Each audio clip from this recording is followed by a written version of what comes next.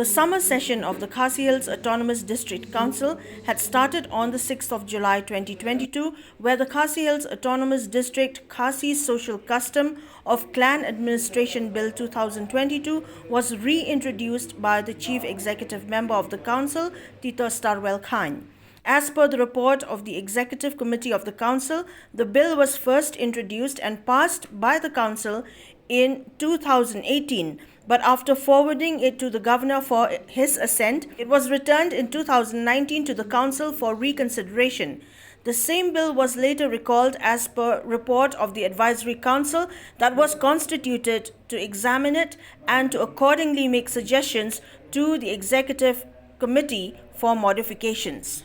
Khasi Social Custom of Land Administration Bill 2018 should be recalled and replaced by a fresh bill with some correction, modification as advised by them.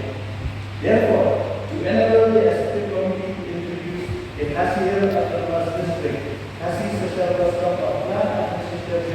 Bill 2022, the Khasi Autonomous District, Khasi Social Custom of Land Administration Bill 2018 may be recalled, placed before the Council for the